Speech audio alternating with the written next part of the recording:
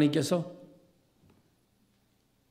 이 땅에 만드신 것이 두 가지라고 하는데, 여러분이 알다시피 하나는 가정이고 하나는 교회랍니다. 교회론적으로 보면 교회는 가정이고 또 가정은 교회입니다.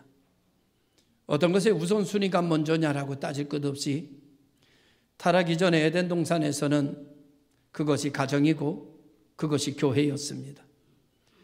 그리고 예수를 믿는 거듭난 사람들이 모인 신앙의 공동체는 곧 다시 그것이 교회이고 그것이 곧 가정이 되어집니다. 가정이라고 하는 기초는 어디에 있는가 하면은 부부라고 하는 존재에 있습니다. 부부로부터 가정은 시작이 되고 부모로부터 시작이 되는 것도 아니고 자녀로부터 시작이 되는 것도 아닙니다. 가정의 중심은 부부입니다. 하나님께서 부부를 통해서 가정이라고 하는 그 작은 공동체를 만들어 주셨습니다. 그 가정을 통해서도 부모도 나오고 그 가정을 통해서 자녀도 만들어지고 대를 이어져 가며 하나님께 영광을 돌리는 그런 가정이 되어지게 돼서 그것은 곧 또 다른 말로 말하면 교회였습니다.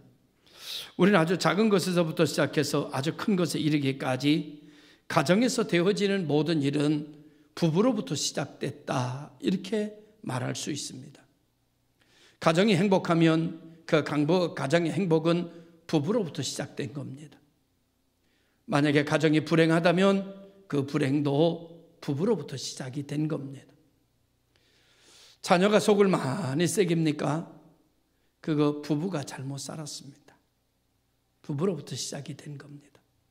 자녀들이 아주 충성스럽고 믿음 생활 잘하고 아주 효도하고 행복하게 살아갑니까? 부부가 잘 산 겁니다. 가정의 모든 것은 부부로부터 뿌려지게 되고 그 부부가 뿌린 씨가 자라서 열매를 맺게 되고 그것이 자녀를 통해서 보여지기도 하고 느껴지기도 하고 또 여러 가지 일들이 나타나고 현상이 벌어지는 모든 일들은 그거는 알게 모르게 우리가 뿌려놓은 결과의 모습이라고 볼 수 있습니다. 부부를 부부되게 만드는 것이 뭐냐 이렇게 말하면 고린도전서 13장 13절을 얘기할 수 있습니다. 믿음, 소망, 사랑 이 세 가지는 항상 있을 것인데 그 중에 제일은 사랑이라. 사실은 믿음, 소망, 사랑은 같이 있는 거지요. 굳이 구분하자면 나눌 수 있겠습니다만은 믿음이 깨지면 사랑도 깨집니다. 사랑이 깨지면 믿음도 깨집니다. 믿음, 소망, 사랑은 이 세 가지는 항상 있어야 하고 같이 있어야 이것이 능력을 발휘하게 되는 것이라고 믿습니다. 아무튼 하나님은 사랑이시고 부부를 유지시켜 주는 것은 사랑이라고 그렇게 말하고 있습니다. 부부가 이 세 가지가 살아있으면 그 가정이 행복하고 부부 가운데 이 세 가지가 무너져 있으면 가정은 불행한 가정이 됩니다. 겉으로 볼 때는 아무 문제가 없는 것처럼 보이지만 이 세 가지가 갈라져 있으면 그 가정은 겉으로는 문제가 없는 것 같으나 속으로는 신음하고 있는 가정이고 이 세 가지가 살아있으면 겉으로 여러 가지 조건이 부족하다 할지라도 그러나 그 속은 단단한 가정이 되어지게 되는 것이지요.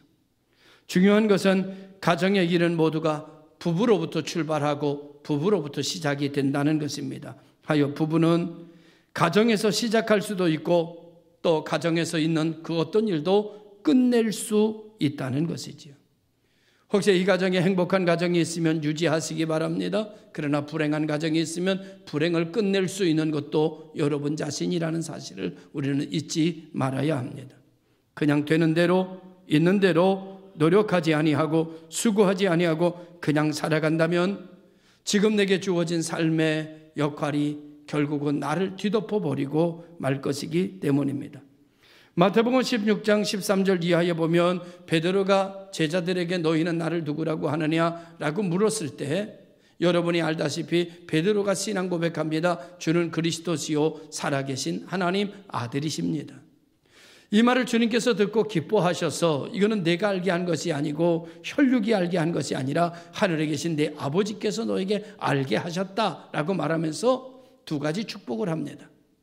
한 가지는 내 이름을 이제는 시몬이라 하지 말고 베드로라 할 것이다. 반석이라는 뜻인데 그 위에 교회를 세울 것이며 음부의 권세가 해하지 못할 것이다. 음부의 권세는 좋은 건가요? 나쁜 건가요? 나쁜 거죠. 나쁜 것이 너를 해하지 못할 것이다. 이렇게 축복하셨습니다. 두 번째로 내가 너에게 천국 열쇠를 주는데 땅에서 무엇인지 풀면 하늘에서도 풀릴 것이요 땅에서 무엇인지 매면 하늘에서도 매일 것이다. 이렇게 축복해 주셨습니다. 그래서 예수를 그리스도로 고백하는 모든 이들에게 한 가지의 열쇠가 주어지는데 그 열쇠가 천국 열쇠라는 거예요. 지옥 열쇠는 우리가 기본적으로 가지고 있는 거고요. 천국 열쇠는 신앙 고백할 때 주어지는 것인데 우리가 천국 열쇠는 잘 써보질 않았어요. 그래서 서툴러요. 지옥 열쇠는 태어나면서부터 조성되면서부터 가지고 썼기 때문에 아주 자연스러워요. 배우지 않아도 할 수 있고 훈련받지 않아도 지옥 열쇠는 지옥의 자식이기 때문에 그냥 쓸 수 있어요. 그런데 천국 열쇠는 물과 성령으로 거듭난 이후에 가져진 것이기 때문에 잘 써보지 않았기 때문에 서툴러요. 그런데 하나님께서 우리들에게 말씀하시기는 천국 열쇠 가지고 살아라 이렇게 말씀하십니다. 천국 열쇠를 누구에게 사용해야 되는가 하면은 제일 먼저 사용할 것이 부부입니다. 부부에게 천국 열쇠 써야 됩니다. 여러분 부부에게 지옥 열쇠 쓰지 말고 천국 열쇠 쓰는 여러분 되시기 바라요. 우리가 일평생 살아가면서 천국 열쇠 가진 자는 그리스도인인데 이 그리스도인들마저도 천국 열쇠로 천국을 열어놓지 않는다면 큰 문제가 되는 거예요. 여러분 교회는 누가 제일 먼저 와야 될까요? 천국 열쇠 가진 사람이 와가지고 천국문을 활짝 열어놓고 성도들을 맞이해야 천국이 다 천국으로 들어오잖아요. 지옥 열쇠 가지고 있는 사람이 지옥 열쇠 쓰는 사람이 와가지고 그냥 오는 사람에게다마다 지옥을 열어놓으면 그냥 이게 참 큰일이 나는 거 아니겠어요? 여러분 손에는 천국 열쇠 들려있는 것을 믿으시길 바랍니다. 천국 열쇠 쓰세요. 낯설지만 여러 가지 좀 간지럽지만 그래도 천국 열쇠 쓰며 살아가기 위해서 오늘 우리가 여기에 모여 있습니다. 제일 먼저 천국 열쇠를 누구에게 써야 되느냐? 아내에게 써야 돼요. 제일 먼저 천국 열쇠를 누구에게 써야 되느냐? 남편에게 써야 돼요. 이런 이야기를 하다 보면 어떤 생각이 나는가 하면 안델센 동화 얘기가 생각이 나요. 여러분들이 다 아는 얘기인데 노부부가 살고 있었습니다. 하루는 할아버지하고 할머니하고 의논을 합니다. 여보, 우리 집에 말 한 마리가 있는데 이 말 우리가 살아가는데 더 좋은 걸로 바꾸면 좋겠어. 그때 할머니가 말합니다. 아니 그렇게 하세요. 그러면 장날에 나가셔서 이 말 끌고 나가서 우리 집에 꼭 필요한 걸로 바꿔가지고 오세요. 할아버지가 말을 끌고 나갔습니다. 말을 끌고 가다 보니까 저 멀리서 젖소가 우유를 짜고 있는 것이 보이는 거예요. 그렇다. 저 젖소랑 바꾸면 되겠다. 젖소랑 바꾸면 매일 아침 눈 좀 떠보세요. 여기 재미난 얘기를 하는데 여기 좀 보세요. 매일 아침 신선한 우유를 먹을 수 있겠구나. 그렇게 생각하고 가가지고 말과 젖소를 바꿨습니다. 젖소를 끌고 가는데 양이 보입니다. 이 할머니가 젖소를 끌고 다니는 것보다는 양 끌고 다니는 게 더 편하겠지. 할머니 생각해서 젖소를 양하고 바꿉니다. 양을 끌고 가다가 보니까 저 멀리서 암탉이 이렇게 다닙니다. 그러면서 할머니 생각을 합니다. 그래, 우리 할머니가 힘도 떨어지고 이제는 다 기력도 세했는데 양 끌고 다니는 것도 쉽지 않을 거야. 저 닭이 매일같이 달걀 나면은 달걀 갖다가 하나씩 먹으면 얼마나 좋을까, 편하고. 그래서 양을 닭이랑 바꿉니다. 해가 어둑어둑 뉘어져서 어디서 잠 좀 자고 갈까 하고 여관을 들어가는데 여관 앞에 썩은 사과를 파는 사과 장수가 있습니다. 사과를 보는 순간 어떤 생각이 났는가 하면 옛날에 썩은 사과를 들고서 이 사과가 썩었네, 이 귀한 사과는 썩은 사과를 붙들고 그냥 안타까워하는 할멈이 생각이 났습니다. 그래, 이 닭이랑 썩은 사과랑 바꾸자. 그래서 닭이랑 썩은 사과 한 자루 하고 바꿨습니다. 영안에 들어가서 묵는데 귀족 두 분이 만났어요. 앉아서 이야기하다가 내가 말을 끌고 나와서 결국은 썩은 사과 한 상자랑 바꾸고 이제는 집으로 돌아가야 된다고 얘기를 하니까 귀족들이 이렇게 말하는 겁니다. 할아버지 큰일 났습니다. 아마 이 썩은 사과 가지고 들어가면 난리 날 겁니다. 쫓겨날지도 모릅니다. 그랬더니 할아버지가 허허허 웃으면서 하는 말이, 에이, 그런 일 없습니다. 우리 할머니 좋아할 겁니다. 말도 안 됩니다. 말 한마디랑 결국은 썩은 사과랑 바꿨는데 좋아한다. 그런 사람이 어디 있습니까? 옥신각신하다가 할아버지는 할머니가 좋아할 거라고 말하고 귀족들은 그런 일은 세상에 없다고 말하고, 여러분 남편이 그렇게 바꿔왔다면 여러분 어쩌시겠습니까? 여러분 아내가 일을 그렇게 했다면 남편 된 여러분들은 어떻게 대하겠습니까? 귀족이 말했습니다. 할아버지 진짜 할머니가 그렇게 말한다면 그 말을 할아버지에게 드리겠습니다. 그래요. 그럼 우리 집에 가봅시다. 그리고 귀족들 2명이랑 집에 왔습니다. 할머니를 앉혀놓고 내가 여보 말을 끌고 나갔지. 근데 내가 말을 끌고 가다 보니까 젖을 짜는 소를 발견했어. 내가 당신에게 신선한 우유를 주고 싶어서 젖소랑 바꿨지. 아이고 잘하셨네요. 젖소를 끌고 가다가 할머니 힘도 떨어져서 젖소를 다루기가 힘들 것 같아서 양이 보이길래 내가 양하고 젖소를 바꿨지. 아이고 잘하셨네요. 양을 끌고 가다가 내가 닭을 봤어. 매일같이 달걀을 나면 할머니 달걀을 먹으면서 얼마나 건강해질까 생각해서 내가 양과 닭과 바꿨지. 정말 잘하셨어요. 내가 시간이 어둑어둑해져서 여관에 들어가기 전에 여관에 들어가려고 그러는데 여관에 사과를 파는 썩은 사과를 파는 사과 장수를 만났지. 그런데 갑자기 할머니 예전에 썩은 사과를 가지고 안타까워하던 모습이 떠올랐어. 그래서 내가 닭과 썩은 사과를 바꿨어. 그리고 오늘 내가 이 사과 한 자루를 가져왔네. 할머니가 반색을 하면서 얘기했습니다. 아이고 잘하셨어요. 정말 잘 생각하셨어요. 정말 잘하셨네요. 수고하셨네요. 귀족들이 그것을 보면서 아무 말도 하지 말고 그 말을 그 할아버지에게 주고 떠났다는 안델센 동화 이야기입니다. 여러분,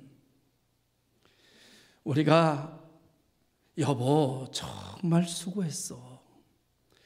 당신 고생했어요. 애쓰셨어요. 이런 말 얼마나 해보셨나요?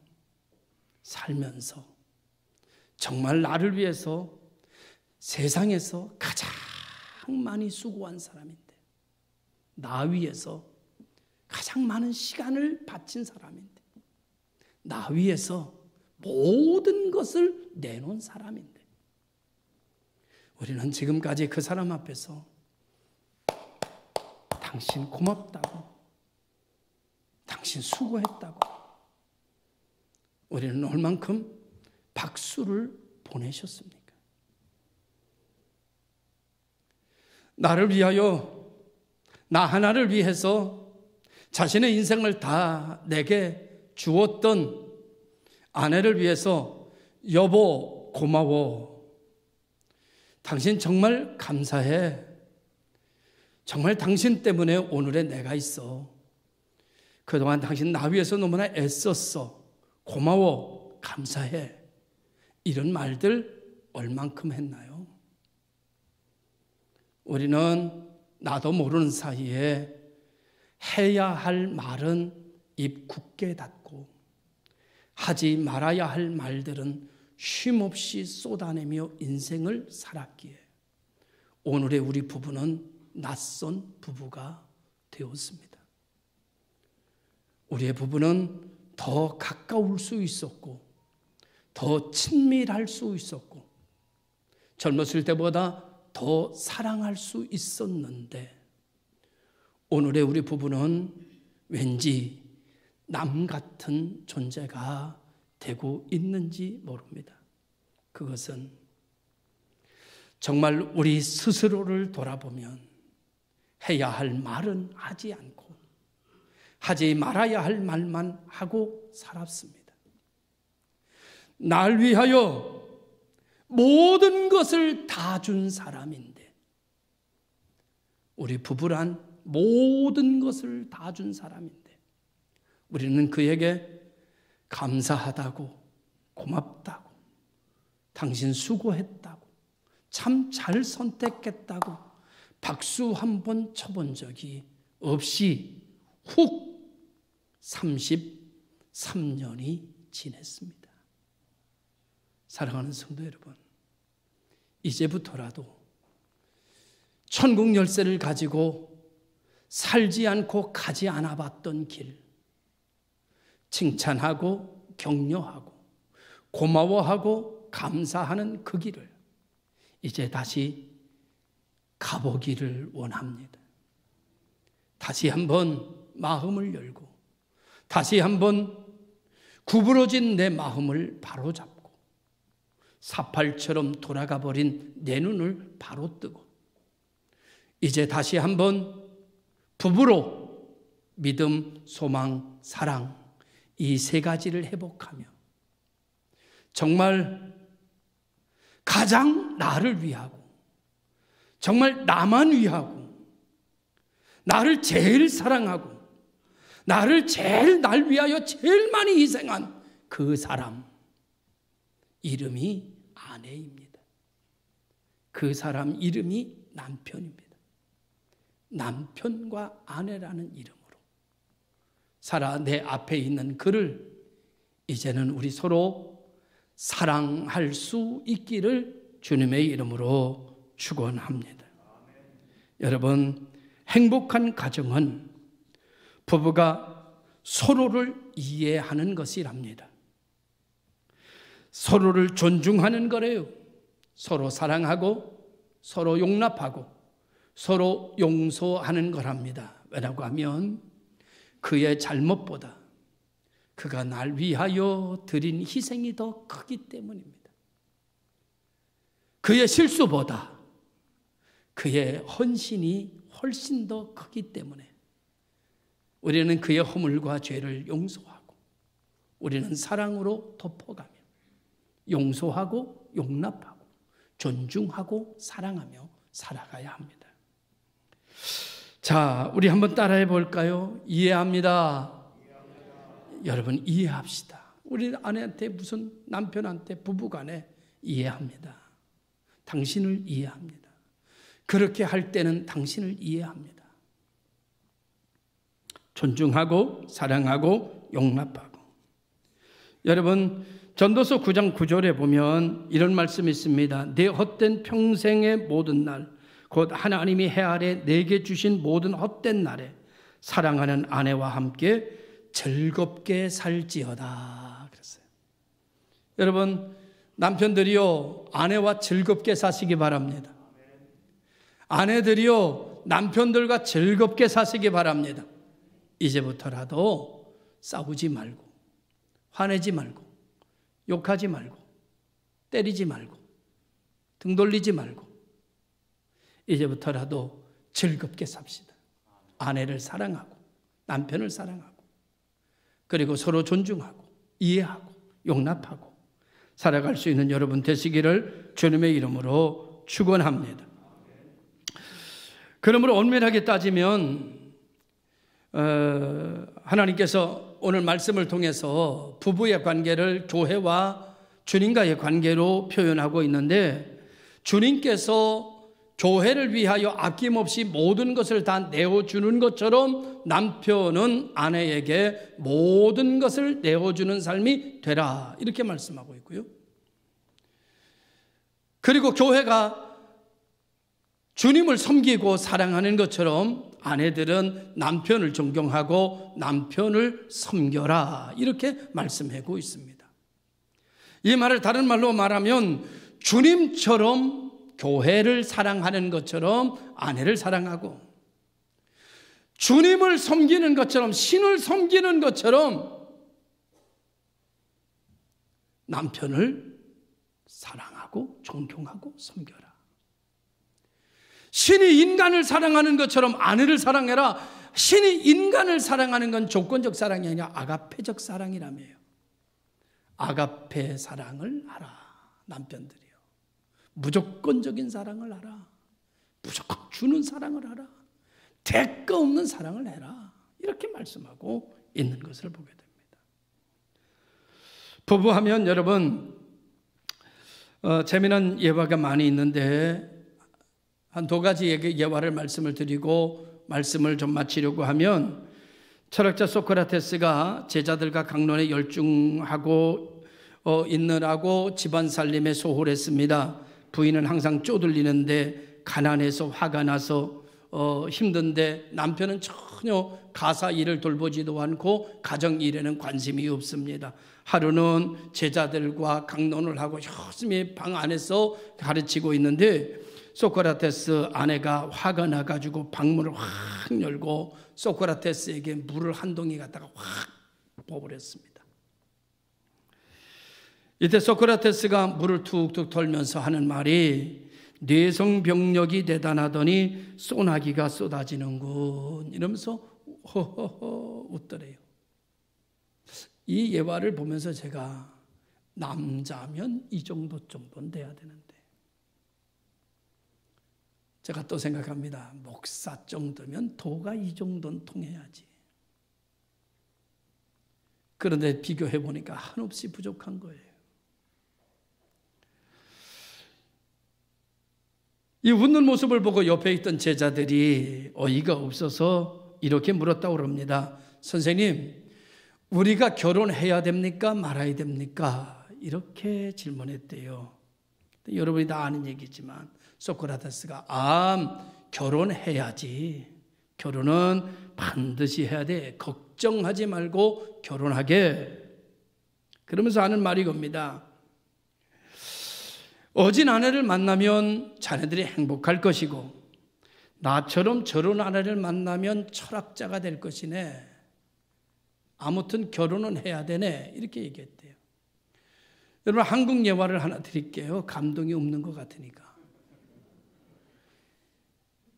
압구정동에 소망교회가 있습니다. 그 교회를 개척하고 심호하신 분은 곽선희 목사님이십니다.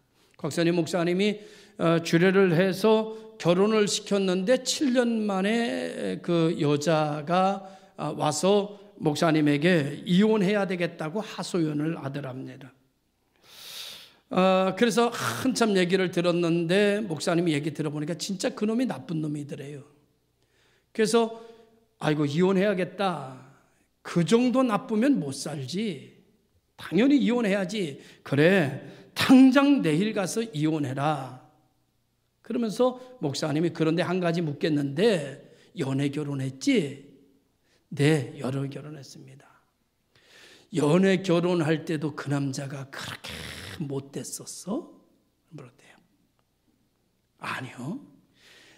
부모님 반대를 무릅쓰고 결혼할 정도로 그 남자가 멋있는 남자고 친절한 남자고 대단한 남자였습니다. 이렇게 얘기하더래요. 목사님이 그 말을 받아서 이렇게 했답니다. 결혼하고 나빠졌구만. 그 남자가 결혼하고 못된 남자가 됐어. 누구 책임일까? 이 여인이 곰곰이 생각하더니 제 책임도 50% 있지요. 그러더래. 목사님이 웃으면서 그럼 50%만 책임을 져. 50% 당신의 책임이니까 나머지 50%는 기도하면서 채우세요. 지금까지 행복하게 살고 있다고 그럽니다. 사랑하는 성도 여러분, 우리 모두 다 부부, 내 인생의 최고의 여자라고 생각하고 선택했습니다. 지금의 남편, 내 인생의 최고의 남편이라 생각하고 결혼했습니다. 근데 지금은 최고의 남편도 최고의 아내도 아닌 것 같습니다. 왜 그럴까요? 왜 아내가 저렇게 앙칼진 목소리가 나오고 아침마다 소리를 질러대는 걸까요? 왜 남편이 왜 저렇게 묵뚝뚝한 남편이 됐고 말도 없는 남편이 돼버린 걸까요? 자, 묻습니다. 누구 책임입니까? 결혼 전에도 그 남자가 그랬고 결혼 전에도 그 여자가 그랬습니까? 누구 책임입니까? 만약에 우리 책임이라면 책임을 지는 성도가 되시기 바라요. 당신의 아내를 당신이 책임을 지십시오. 당신의 남편도 당신이 책임을 지십시오. 당신의 아내 얼굴에 웃음을 띄워줄 수 있는 이 세상의 사람은 당신 한 사람밖에 없습니다. 그 사람을 웃게 할 사람, 그 사람의 마음에 행복을 깃들게 할 사람은 남편이라는 이름 가진 당신 하나밖에 없습니다. 당신이 그에게 기쁨을 주지 않는다면 그 여인은 평생 기쁨을 모르고 살 것입니다.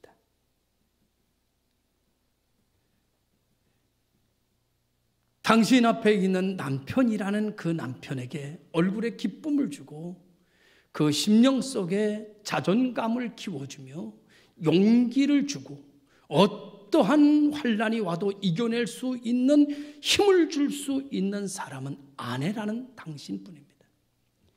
당신만 그 남자를 일으킬 수 있고 당신만 그 남자의 얼굴을 미소 짓게 할 수 있고 만약에 당신이 하지 않는다면 그 남자는 평생 웃음을 모르고 살 것입니다. 이것이 부부입니다.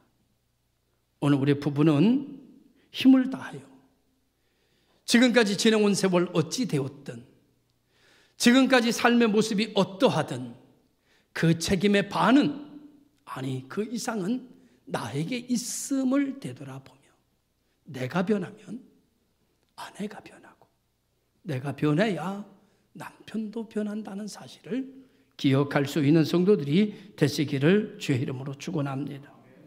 이런 말이 있습니다. 결혼이라는 것은 3주간 탐색하고 3개월 사랑하고 3년 동안 싸우다가 30년 동안 참고 사는 거다.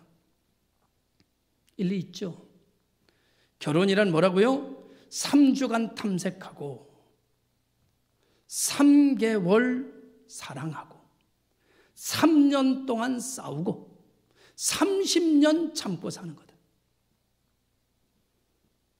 이렇게 살아야 될까요? 성경은 이렇게 말합니다. 다투는 여인과 사는 것은 광야에 가서 혼자 사는 것 차라리 낫다. 이렇게도 얘기를 해요. 이거 이렇게 30년 동안 이거 참고 살 가치가 있나요? 이 말은 무슨 말인가 하면 이런 말입니다. 가정이란 30년 참을 가치가 있는 거라는 얘기예요. 가정이란 30년 동안 억울한 일을 당해도 견딜 만한 가치가 있는 게 가정이다. 그런 말씀입니다. 작은 일들, 어려운 일들, 힘든 일들 많이 겪어왔으리라고 봅니다. 저도 마찬가지지요. 많이 겪어왔으리라고 봅니다. 그러나 그러기 때문에 가정은 귀한 것이고 가정을 위하여 모든 출발은 부부로부터 시작이 된다는 것. 자, 안 좋은 것도 부부가 끝낼 수 있다는 것. 여러분 꼭 기억하고 살아가는 여러분 되시기를 주의 이름으로 축원합니다.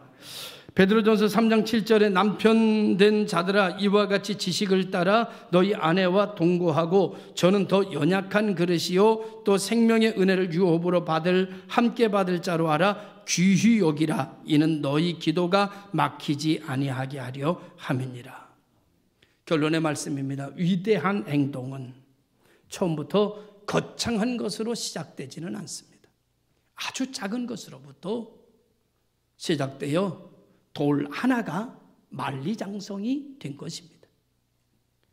돌 하나를 놈으로부터 시작해서 거대한 피라밋이 만들어지는 것처럼 아무것도 아닌 것 같지만 오늘 우리들의 언어 하나를 바꾸고 생각을 바꾸고 행동을 바꾸면 우리들에게 하나님께서 지으신 낙원이 회복되는 기적을 보게 될 줄로 믿습니다.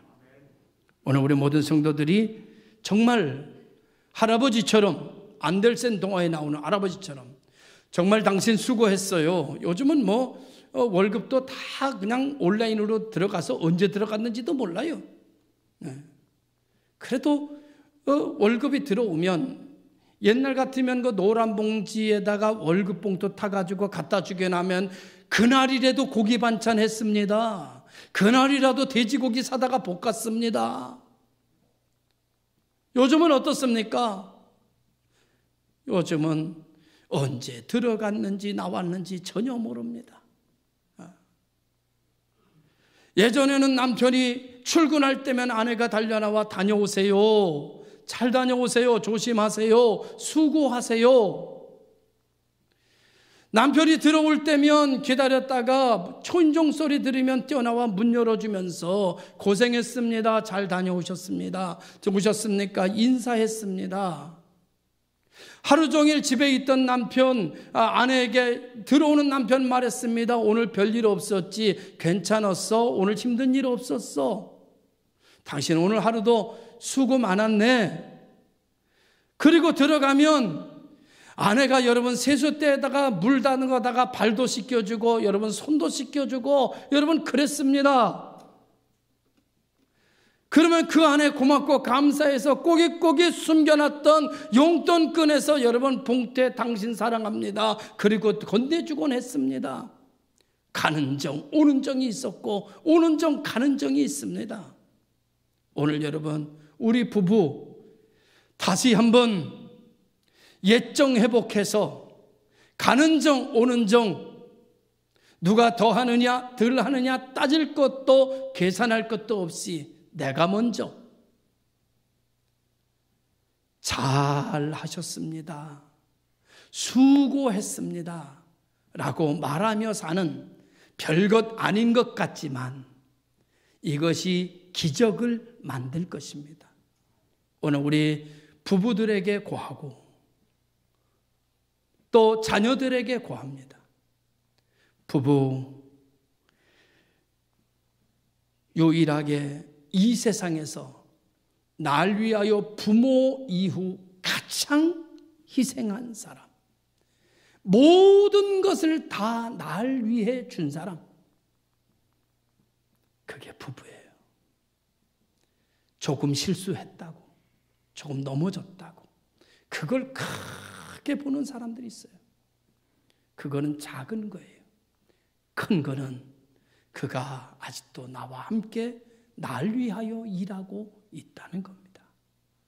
오늘 우리 모든 성도들이 다시 한번 남편의 얼굴을, 다시 한번 아내의 얼굴을 들여다보며 예전에 그 큰 녹익은 사랑이 다시 시작되고 고마운 사랑이 시작되고 서로가 서로에게 감사한 마음이 살아나는 거룩한 5월이 되기를 주의 이름으로 축원합니다. 기도하겠습니다. 참 좋으신 아버지 하나님 감사합니다. 남편을, 아내를, 그리고 그 위에 가정을 허락해 주셔서 감사합니다. 그동안 큰 것 보지 못하고 작은 것만 보며 큰 것 잃어버리고 살았습니다. 이제부터 작은 것 보지 않고 그 일생 나와 함께 살아준 큰 것 보아 서로 사랑하고 이해하고 존중하고 용서하며 살게 하사 낙원이 회복되게 하옵소서. 예수님의 이름으로 기도드리옵나이다. 아멘.